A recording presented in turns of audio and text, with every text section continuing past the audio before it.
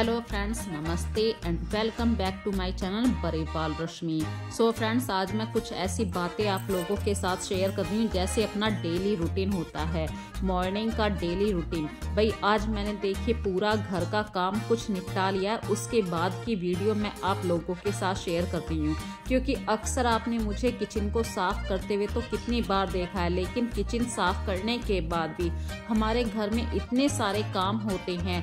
जैसे कि मुझे एक हैबिट है नहाने के बाद 1 कप चाय पीने की, और जो गैस की एसेसरीज मैंने साफ करके रखी थी वो ऐसे ही रखी हुई हैं। धुले हुए बर्तन अभी साफ करके सिर्फ ऐसे ही रखे हैं, उन पे कपड़ा लगाने का अब जो टाइम आया है वो अब का है। ये सब काम मैं जब करती हूँ जब नहाने के बाद 1 कप चाय पी लेती हूँ।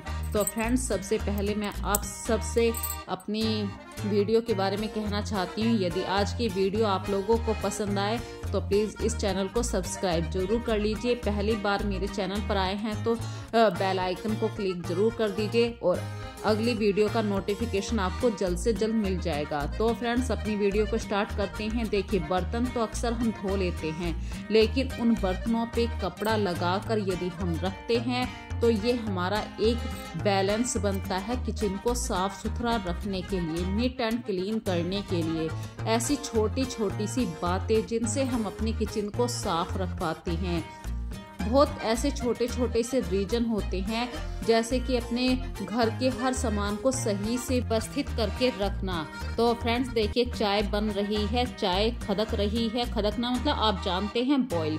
तो किचन में कुछ काम ऐसे होते हैं जैसे कि दूध ठंडा हो गया, उसे फिर फ्रिज में रखना होता है। फ्रिज जैसे ही हम खोलते हैं कुछ ना कुछ काम याद आ जाते हैं। इसी तरीके से देखिए, अभी चाय मेरी और भी ज़्यादा खदक रही है, बहुत लो गैस कर दी है और मैं हर बर्तन पे कपड़ा लगा के रख रही हूँ। जो मेरी किचन में फालतू बर्तन निकल जाते हैं, भाई डेली ही मैं कुछ बर्तनों को अलग कर देती हूँ। उन बर्तनों को उनका प्रॉपर प्लेस पे रखती हूँ, जैसे कि यहाँ पे ना रख के कहीं और रखना, जैसे बड़े वाली कढ़ाई को कहीं और रखना। जो चम्मचे होती हैं इनको 5-10 मिनट की मैं धूप जरूर दिखाया करती हूँ, चाहे सर्दी हो या गर्मी हो। और चाय बन चुकी है। दूसरा कारण होता है आपकी किचन का गंदा होने का कारण है, हम चाय तो पी लेते हैं, चाय का भगोना वहीं काउंटर के ऊपर छोड़ देते हैं। इसी तरीके से फ्रेंड्स, शाम को भी इतने सारे काम शुरू हो जाते हैं। तो ये शाम की वक्त की वीडियो है। कपड़े सूख चुके हैं और मैं कपड़ों को उतार कर जब लेकर आई हूँ तो उन्हें मैं ऐसे ही नहीं बेड के ऊपर छोड़ देती हूँ, क्योंकि हमारे घर का जो डिस्टर्ब होना होता है वो एक रीजन ये भी है कि हम कपड़ों को ऐसे ही बेड के ऊपर डाल देना, चेयर के ऊपर डाल देना, और जो कपड़े हम जैसे ही उतार कर लेकर आते हैं वो बिल्कुल बिना सिलवटों के कपड़े होते हैं। यदि आप ऐसे ही डाल दोगे तो उनमें और भी ज़्यादा सिलवटें आ जाती हैं। तो अपने घर को जैसे ही आपका काम खत्म हो जाए, जैसे झाड़ू पोछा हो गया, अपनी किचन में बर्तन लगाना है, डाइनिंग टेबल के चारों तरफ चेयर लगाना है, कपड़ों को फोल्ड करके रखना है, इस तरीके के बहुत सारे काम होते हैं। और फ्रेंड्स, ये शाम का वक्त है, करीब ऐसे 6 बज चुके हैं और आजकल सर्दियों में अंधेरा भी बहुत जल्दी हो जाता है। सर्दियों के दिनों में यदि आप टाइम से खाना बना देते हो तो आपके परिवार वाले टाइम से खाना खा भी लेते हैं, क्योंकि सर्दियों में बाहर घूमने वाली जो हैबिट होती है वो थोड़ी सी हल्की पड़ जाती है। एक्चुअली बंदा ऑफिस से आता है, फिर खाना खा के वहीं थोड़ी सी ठंडी ज़्यादा है, बाहर कौन जाएगा, फिर से कपड़े बहुत सारे पहनने पड़ेंगे। इस वाली छोटी सी प्रॉब्लम से बचने के लिए खाना खाते ही लेट जाते हैं। तो सर्दियों में रात के वक्त में कोशिश कीजिए हल्का खाना ही रखा जाए, पर यदि आप खाना खाते हैं तो बाहर का खाना अवॉइड कर दीजिए। तो इस समय देखिए, मैं बना रही हूँ बथुए का साग। बिल्कुल मतलब इसमें कोई भी मैं ना तो मलाई डालने वाली हूँ स्वाद के लिए, बिल्कुल सिंपल सा तड़का लगा रही हूँ। जैसे लहसुन का तड़का है, लहसुन, अदरक, प्याज, हींग और जीरा, ये बेसिक सा तड़का होता है।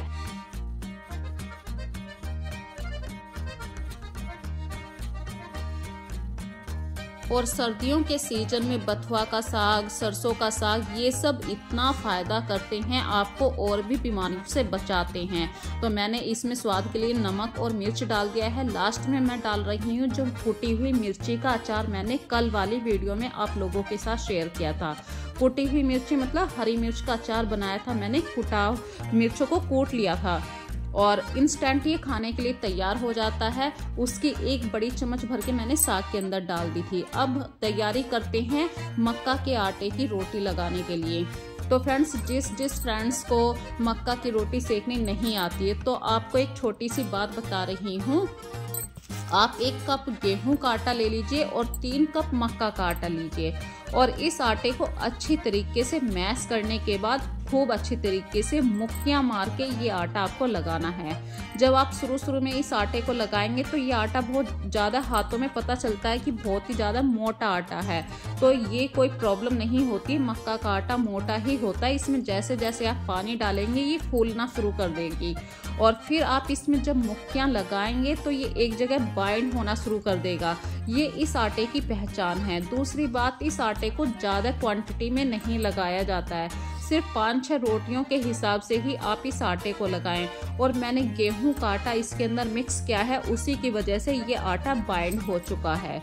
और मैं चकले बेलन से बनाती हूँ, मतलब बेलन का यूज़ करती हूँ मक्का की रोटी को बनाने के लिए, क्योंकि फ्रेंड्स मुझसे हाथ की रोटी बनानी नहीं आती है। तो गर्मा गर्म बथुए का साग है, मक्का की रोटी है और मैंने 3-4 दिन पहले, मतलब मेरे फ़ोन में बैटरी नहीं थी, इस बात के कारण मैंने सिंगदाने की चटनी मैं आप लोगों के साथ शेयर नहीं कर पाई थी, लेकिन मेरी बहुत पुरानी वीडियो में सिंगदाने की चटनी की वीडियो है। यदि आपको देखनी है तो आप वहां पर देख सकते हैं। तो इस तरीके का रात का खाना। और खाना खाने के बाद भी फ्रेंड्स घर में इतने सारे काम आते हैं जो आप लोग कभी भी सोच नहीं सकते हैं कि हम हाउसवाइफ करते क्या हैं, खाना ही तो बनाया है। लेकिन फ्रेंड्स खाना बनाने के बाद पूरी किचन को साफ भी करना पड़ता है। उसके बाद मैंने जो कपड़े धोए थे, आज मैंने ब्लैंकेट का कवर धोया था, तो मेरे इस ब्लैंकेट के कवर पर चैन नहीं लगी हुई है। भाई हर किसी के घर में कुछ प्रॉब्लम होती है, मेरे पास ये चैन नहीं लगवा पाई थी मैं। तो मैं जब भी इस ब्लैंकेट के कवर को धोने के लिए निकालती हूँ तो बड़े बड़े सुई से, हाथ की सुई से टाके भर देती हूँ, ताकि जब वो टाके तोड़े जाएं तो बहुत ही आसानी हो।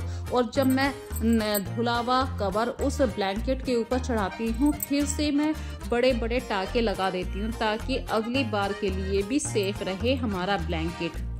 नहीं तो ब्लैंकेट यहाँ से बार बार बाहर निकलता है, रात में सोने में मतलब पता चलता है सारा ब्लैंकेट बीचों बीच में इकट्ठा हो गया, तो मैं कॉर्नर पर भी एक एक टाका लगा देती हूँ। ये एक छोटी सी बात थी। जिस बंदे को ये प्रॉब्लम होती है ना कि ब्लैंकेट बीच में इकट्ठा हो जाता है, कवर नहीं लगाना चाहिए। कवर लगाने से आपका ब्लैंकेट बिल्कुल डस्ट फ्री रहता है। और कॉर्नर पे 2-2 टाके लगा दीजिए, उसकी वजह से आपका ब्लैंकेट इकट्ठा नहीं होता है। ये थी छोटी सी बात। अब है छोटी सी बात, यदि आप फूड वेस्टेज से बचना चाहते हैं, चाहे छोले हों या आपकी मनपसंद कोई भी सब्जी है, आप उतनी ही क्वांटिटी में बनाएं। इससे क्या होता है, सर्दियों में एक तो आप छोटे दिन होते हैं, ज़्यादा खाना मतलब खा तो लेते हैं, लेकिन यदि रखा हुआ खाना है तो उसमें स्वाद नहीं रहता है। तो कोशिश करिए उतना ही खाना बनाएं। गर्म खाने का स्वाद ही अलग होता है। और टाइम टू टाइम हमारे घर में नमकीन बिस्किट आते ही रहते हैं, तो फ्रेंड्स इन्हें फिलअप करने की जिम्मेदारी भी हमारी ही होती है। आप किसी भी साफ कंटेनर को यूज़ कर सकते हैं। यहाँ पे देखिए, मेरे घर में जैसे ही कोई कंटेनर खाली होता है मैं उसे साफ करके रख देती हूँ, क्योंकि जब भी हम कोई सामान फिल करेंगे तो हमें धोने का झंझट खत्म हो जाता है। और ये जो आप खाली डिब्बा देख रहे हैं, ये इस सरफ के साथ फ्री आया था, पिछले वाले सरफ के साथ, तो उसकी वीडियो मैं नहीं दिखा पाई थी। आज मैं दोबारा से उस डिब्बे के अंदर सरफ डाल रही थी, तो मुझे मतलब दोनों क्वांटिटी वाला सरफ चाहिए था, अच्छा भी और नॉर्मल भी। तो मैं नाम नहीं लूँगी, मैंने दोनों सरफ को मिला के इस डिब्बे के अंदर फिल कर दिया है, ताकि अच्छा सरफ मुझे कपड़े धोने के लिए मिल सके।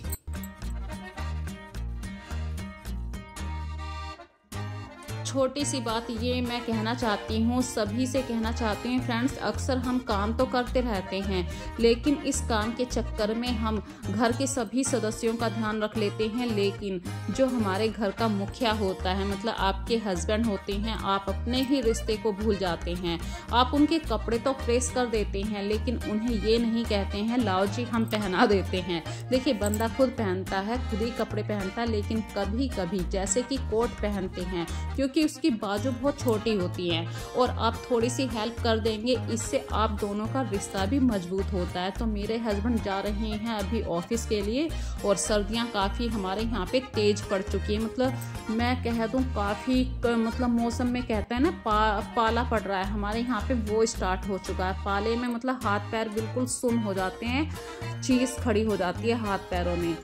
और ये टाइम है, ये 9 बजे का टाइम है। आज ये थोड़े से लेट जा रहे हैं क्योंकि कुछ और भी बाहर का काम था, वो भी काम करना था। और उनके जाने के बाद मैंने साफ़ सफाई का जिम्मा उठा लिया है। तो ज़रूरी नहीं है कि आप सबसे पहले झाड़ू पोछा ही करें, उसके अलावा भी आपके घर में इतने सारे काम होते हैं। जैसे कि आज मुझे मतलब अपने ड्राइंग रूम की काफ़ी डीपली सफाई करनी थी। डीपली मतलब आज मुझे यहाँ पे काफ़ी धोना था, नीचे वाला जो एरिया है वो काफ़ी अच्छी तरीके से डीप क्लीन करना है। तो सबसे पहले तो जितने भी मेरे घर में कुशन हैं मैंने उनके कवर बाहर कर दिए हैं। कुशन को जब भी आप मशीन में डालें तो उनकी चैन ज़रूर बंद कर दीजिए, अदरवाइज़ चैन से जो छोटे छोटे से धागे निकलते हैं, मतलब चैन और कपड़े के बीच में धागे होते हैं, वो अक्सर फिर मशीन में घूमते हुए फंस जाते हैं। तो सोफे के सारे कवर मैंने बाहर निकाल दिए हैं। आज इंडोर प्लांट्स के पत्तियों के ऊपर काफ़ी डस्ट आ चुकी है। रीज़न क्या है फ्रेंड्स, मेरे घर के बराबर में कंस्ट्रक्शन का काम चल रहा है, जिसकी वजह से कल वहाँ पे ड्रिल मशीन का कुछ काम हुआ था, उसकी वजह से मेरे घर में काफ़ी डस्ट आई थी। और मैंने काफ़ी अच्छी तरीके से अपने घर को पैक भी कर रखा था, फिर भी डस्ट तो देखिए आती ही है।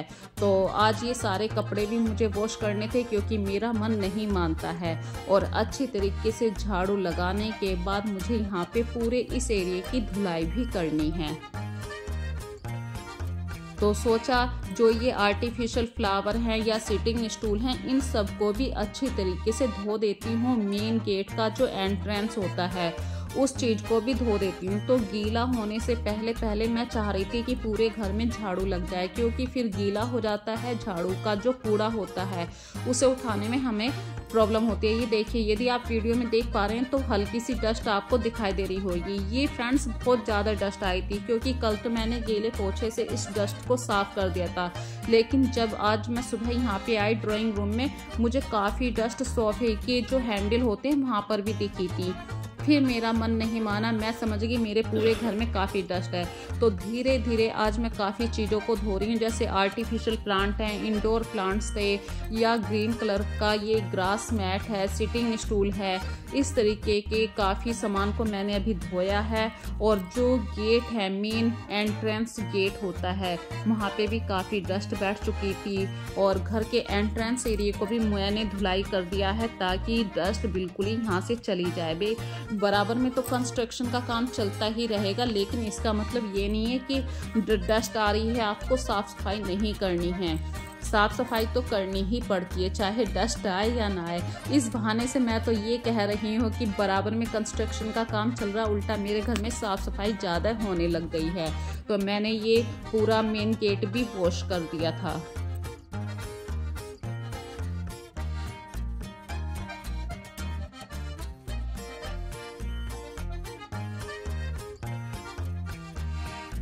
अब तो आप समझ ही गए होंगे कि एक हाउस वाइफ के कितने सारे काम होते हैं। हम होम मेकर अपनी जिम्मेदारियों को बखूबी अच्छी तरीके से निभाना जानते हैं। यदि आप पीछे देख रहे होंगे तो वहाँ पे आपको मतलब कंस्ट्रक्शन का काम करने वाले दिख भी गए थे। और फ्रेंड्स, जब साफ सफाई की बात आई तो जो आपका डस्टबिन होता है उसे वीक में एक बार ज़रूर साफ कीजिए।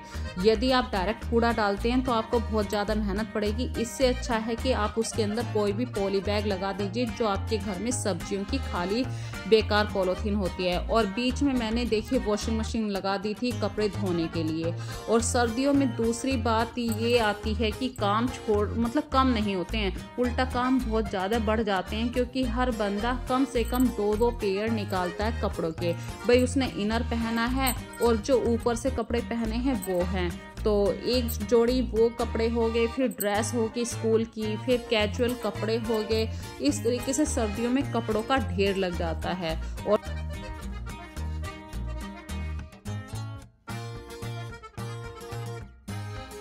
और जो कुशन मैं लेकर आई थी, भाई ज़रूरी नहीं है कि आप मशीन में ही धोएं, हाथ से भी धो लेते हैं। यदि मशीन के अंदर धो रहे हैं तो फ्रेंड्स आपको थोड़ी सी हाथ से मशीन को घुमानी पड़ेगी।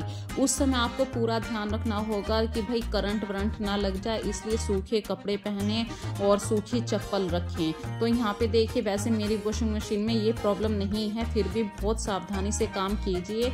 और जब ये मैंने कुशन डाले तो पानी पीने के कारण ये काफ़ी हैवी हो गए थे, तो मशीन घूमने में थोड़ी सी दिक्कत कर रही थी, तो मैंने हाथ से घुमा दिए थे, फिर वापस बाहर निकाले हैं और साफ़ पानी में धोने के बाद अब मैं ड्रायर के अंदर डाल दूंगी।